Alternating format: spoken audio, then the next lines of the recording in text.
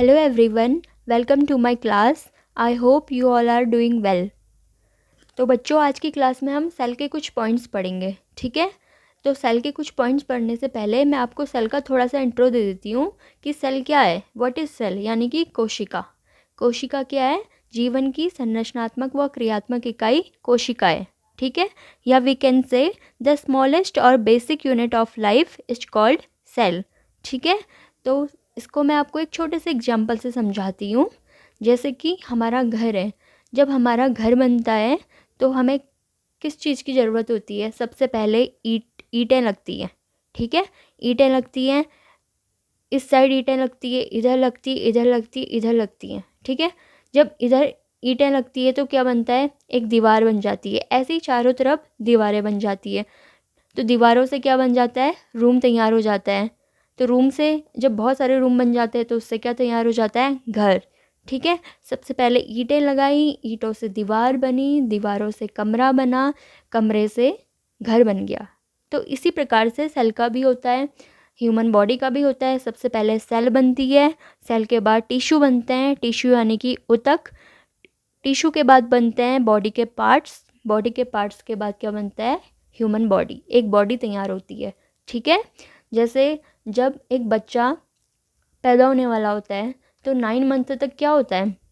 यही सब चीज़ें होती हैं। सबसे पहले सेल बनती है, फिर उसके बाद टिश्यू तैयार होते हैं, फिर उसके बाद धीरे धीरे बॉडी के पार्ट्स बनते हैं, लाइक नोज़, एयर, आई, ठीक है। ये सब चीज़ें बनती हैं, उसके बाद जाके एक ह्यूमन बॉडी तैयार हो जाती है।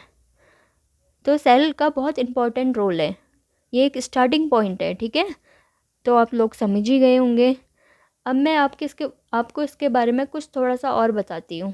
यानी कि आप सभी को पता ही होगा सेल की खोज किसने की थी? रॉबर्ट हुक ने। अलग अलग साइंटिस्ट ने सेल की खोज की थी, बट जो स्टार्टिंग था, जो सबसे पहले की थी, वो रॉबर्ट हुक ने की थी, ठीक है। उन्होंने डेड सेल देखे थे। डेड सेल, उन्होंने माइक्रोस्कोप में डेड सेलों को देखा था, यानी कि मृत कोशिकाओं को, ठीक है। अब हम सेल के कुछ इंपॉर्टेंट पॉइंट्स के बारे में पढ़ेंगे। तो बच्चों ये हैं सेल के कुछ इंपॉर्टेंट पॉइंट्स, ठीक है। तो इनके बारे में और भी चीज़ें हैं सेल के बारे में जो आपको मैं अलग वीडियो में बताऊंगी। तो हम यहाँ कुछ छोटी छोटी चीज़ों के बारे में जान लेते हैं, ठीक है, जो कि सेल से रिलेटेड है। तो फर्स्ट है बेसिक यूनिट ऑफ लाइफ। हम इसे क्या कह सकते हैं? जीवन की मूलभूत इकाई, या बेसिक यूनिट ऑफ लाइफ क्या कहलाती है? सेल, यानी कि कोशिका। कोशिका को हम बेसिक यूनिट ऑफ लाइफ कहेंगे, ठीक है। जैसा कि मैंने आपको अभी बताया था ना, स्टार्टिंग पॉइंट सेल से शुरुआत होती है, तो बेसिक। नेक्स्ट है स्मॉलेस्ट सेल। यहाँ पे एनिमल सेल की बात हो रही है। स्मॉलेस्ट, मैं एनिमल लिखना भूल गई थी, सॉरी। तो स्मॉलेस्ट एनिमल सेल, ठीक है। तो सबसे छोटी जंतु कोशिका, सबसे छोटी जंतु कोशिका कौन सी है? माइकोप्लाज्म, ठीक है। नेक्स्ट है द लॉन्गेस्ट एनिमल सेल। सबसे लंबी जंतु कोशिका कौन सी है? नर्व सेल, जिसे हम क्या कहते हैं? तंत्रिका कोशिका, ठीक है। सबसे लंबी जंतु कोशिका है तंत्रिका कोशिका, यानी कि nerve cell. Next one, cell wall in plants made of. ये पूछ रहा है cell wall of plants made of, यानी कि पादपों में उपस्थित सेल वॉल, कोशिका भित्ति, ठीक है। सेल वॉल को क्या कहते हैं? कोशिका भित्ति। पादपों में उपस्थित कोशिका भित्ति किससे बनी हुई होती है? तो किसकी बनी हुई होती है? सेलुलोज की, ठीक है। नेक्स्ट है outermost wall of the cell. कोशिका की सबसे बाहरी दीवार, वॉल क्या होती है? दीवार। Outermost wall of the cell, यानी कि कोशिका की सबसे बाहरी दीवार किसकी बनी होती है? ये बनी होती है प्लाज्मा मेम्ब्रेन, ठीक है। प्लाज्मा मेम्ब्रेन को हम क्या कहते हैं? प्लाज्मा झिल्ली, ठीक है।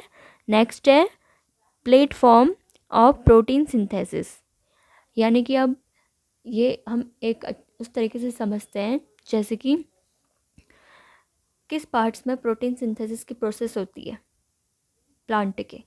प्रोटीन सिंथेसिस के बारे में आप सभी ने पढ़ा होगा, यानी कि प्रकाश संश्लेषण, ठीक है, जो कि किसके प्रेजेंस में होती है? सनलाइट, एयर, वाटर, ठीक है। तो ये प्रोसेस किस में होती है? राइबोसोम में, ठीक है। अब आते हैं power point of the cell. Power point of the cell किसे बोला जाता है? माइटोकॉन्ड्रिया। माइटोकॉन्ड्रिया सबसे इम्पॉर्टेंट टॉपिक है जो कि आपको एक जूनियर लेवल के क्वेश्चन में और एक सीनियर लेवल के क्वेश्चन में और इवन आप लोग को कॉलेज के उसमें भी इसके बारे में पढ़ाया जाएगा, ठीक है, पूछा जाएगा आप लोग से। तो माइटोकॉन्ड्रिया एक ऐसा टॉपिक है जो आप लोग को अच्छे से पता होना चाहिए कि माइटोकॉन्ड्रिया क्या होता है और माइटोकॉन्ड्रिया को पावर पॉइंट क्यों कहते हैं, power point of the cell, या हम इसे कह सकते हैं पावर हाउस, ठीक है। तो ये आप लोग को पता होना चाहिए। तो माइटोकॉन्ड्रिया क्या होता है? Mitochondria are known as the power house of the cell, जैसे कि मैंने आपको बताया। तो mitochondria generate most of the cell supplies of ATP, ठीक है। तो एटीपी के रूप में ऊर्जा संचित होती है माइटोकॉन्ड्रिया में, ठीक है। ऊर्जा क्या हुई? एटीपी क्या हुई? ATP is the source of energy, ये ऊर्जा का स्रोत है, ठीक है। क्या है एटीपी? ऊर्जा का स्रोत। या जो माइटोकॉन्ड्रिया होता है वो प्लांट सेल और एनिमल सेल दोनों में प्रेजेंट होता है, इससे हमारी बॉडी को एनर्जी मिलती है। तो mitochondria is very important topic, okay.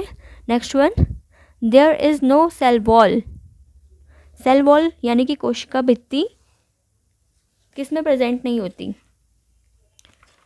किस में प्रेजेंट नहीं होती कोशिका भित्ति? कोशिका भित्ति प्रेजेंट नहीं होती माइकोप्लाज्मा, ठीक है। हमने ऊपर भी पढ़ा था माइकोप्लाज्मा के बारे में। तो माइकोप्लाज्मा में कोशिका भित्ति प्रेजेंट नहीं होती। नेक्स्ट है प्लाज्मा मेम्ब्रेन मेड ऑफ। जो प्लाज्मा मेम्ब्रेन है यानी कि प्लाज्मा झिल्ली, वो किसकी बनी हुई होती है? वो बनी होती है प्रोटीन एंड फैट। प्रोटीन को तो प्रोटीन ही कहते हैं, फैट को क्या बोलते हैं? वसा, ठीक है। प्रोटीन और वसा की बनी होती है प्लाज्मा झिल्ली, प्लाज्मा मेम्ब्रेन। नेक्स्ट है विच सेल ऑर्गेनल स्टोर डीएनए। ये पूछ रहा है विच सेल ऑर्गेनल स्टोर डीएनए, यानी कि कोशिका का कौन सा ऐसा पार्ट है, ठीक है, जहाँ कौन सा, यानी कि हम कोशिकांग कह सकते हैं हिंदी में, कि कौन सा ऐसा पार्ट है जहाँ डीएनए स्टोर रहता है, या हम कह सकते हैं कौन सा कोशिकांग डीएनए रखता है। डीएनए स्टोर कहाँ होता है? यहाँ माइटोकॉन्ड्रिया में, ठीक है। ये माइटोकॉन्ड्रिया, डीएनए स्टोर होता है माइटोकॉन्ड्रिया में। डीएनए का काम क्या होता है? डीएनए क्या होता है? Deoxy ribo nucleic acid. तो डीएनए का काम होता है ये जेनेटिक इन्फॉर्मेशन ट्रांसफ़र करता है, ठीक है। It is very important DNA, इसके बारे में भी आप ज़रूर पढ़िए, मैं पढ़ाऊँगी आपको नेक्स्ट क्लास में। Next one, digestive bag of the cell. Digestive क्या होता है? पाचन, जहाँ पाचन होता है, डाइजेस्टिव जहाँ पाचन क्रिया होती है। तो digestive bag of the cell क्या होता है? लाइसोसोम। तो लाइसोसोम में क्या होता है? पाचन क्रिया होती है, ठीक है। ये तो कुछ इंपॉर्टेंट पॉइंट्स थे। तो इसके अलावा भी एक इम्पॉर्टेंट पॉइंट मैं आपको बताती हूँ ह्यूमन बॉडी के बारे में, ठीक है। जो ह्यूमन बॉडी होती है, ह्यूमन बॉडी में जो सबसे लंबी सेल होती है, सबसे लंबी कोशिका, तो सबसे लंबी होती है न्यूरॉन। सबसे लंबी कोशिका क्या होती है? न्यूरॉन। सॉरी, दिख नहीं रहा होगा आपको, न्यूरॉन, ठीक है। सबसे लंबी कोशिका होती है न्यूरॉन। जो ये न्यूरॉन होती है वो पाई जाती है कहाँ? ब्रेन में, ठीक है, ह्यूमन ब्रेन में। और ह्यूमन ब्रेन में सेल डिवीजन नहीं होता, ठीक है। सेल डिवीज़न मतलब क्या होता है? जहाँ सेल डिवाइड होती है, सेल टूटती है, सेल का विभाजन होता है। तो न्यूरॉन यानी कि ब्रेन में जो न्यूरॉन है वहाँ सेल डिवीज़न नहीं होता। इसलिए जब तभी कहते हैं जब हम गिर जाते हैं कहीं या हमें कोई चोट हो जाती है, चोट लग जाती है, अगर ब्रेन में चोट लगती है तो बचने के चांस बहुत कम होते हैं, क्योंकि इसी रीजन से नहीं होते, क्योंकि वहाँ सेल डिवीज़न नहीं होता। और अगर सेल डिवीज़न होता तो चांसेस बहुत होते हैं। तो बहुत रेयर केसेस ऐसे होते हैं कि अगर ब्रेन में चोट लग जाए तो इंसान बच जाता है, ठीक है। तो अब नेक्स्ट हम बोलते हैं, सबसे लंबी तो हमने बोली न्यूरॉन, ठीक है। और जो ह्यूमन बॉडी में जो सबसे छोटी कोशिका होती है वो होती है मेल के स्पर्म में। कहाँ होती है? मेल के स्पर्म में। और जो सबसे बड़ी कोशिका होती है वो होती है फीमेल के ओव्यूम में। ओव्यूम यानी कि अंडाणु में। तो मैंने आपको क्या बताया, जो सबसे छोटी होती है वो क्या होती है? मेल के स्पर्म में। और जो सबसे बड़ी होती है वो होती है फीमेल के ओव्यूम में यानी कि अंडाणु में। और जो सबसे लंबी होती है वो होती है न्यूरॉन, जो कि ब्रेन में है और जिसमें सेल डिवीज़न बिल्कुल नहीं होता। तो सेल डिवीज़न किस में होता है? तो सबसे ज़्यादा सेल डिवीज़न किस में होता है? लीवर में, ठीक है। लीवर, आप लोगों को पता ही होगा लीवर प्रॉब्लम बहुत ज़्यादा होती है लोगों को, जब ज़्यादा ही चटपटा खा दो या बहुत सारी प्रॉब्लम्स होती है लीवर से। तो लीवर ऐसी चीज़ है कि अगर तुम्हारा डैमेज हो भी जाए तो वो रिकवर हो जाता है, ठीक है। वो इसलिए रिकवर होता है क्योंकि वहाँ सबसे ज़्यादा सेल डिवीज़न होता है, चाहे वो कितना ही ख़राब हो। फिर हम जैसे हम बहुत सारी चीज़ें खा रहे हैं, चटपटा खा रहे हैं, बहुत ज़्यादा तीखा खा रहे हैं, तो उससे हमारा लीवर ख़राब हो रहा है। तो जैसे हम मोमो वगैरह ये सब चीज़ें खा लेते हैं, हमारा लीवर ख़राब हो जाता है, पेट ख़राब हो जाता है, यानी कि लीवर ख़राब हो जाता है। तो हम क्या करते हैं, कुछ दिनों तक हम सादा खाना खाते हैं और उसके बाद हम ठीक होने लगता है। तो वो क्या होती है, रिकवरी, क्योंकि उसमें उसमें सेल डिवीज़न हो रहे होते हैं, ठीक है। तो सबसे ज़्यादा सेल डिवीज़न होते हैं, सबसे ज़्यादा रिकवरी होती है लीवर में। ओके, तो ये थे कुछ पॉइंट्स। आई होप आप सभी को समझ में आए होंगे। तो कुछ और पॉइंट्स हैं वो आपको मैं अगली वीडियोस में पढ़ाऊँगी, ठीक है।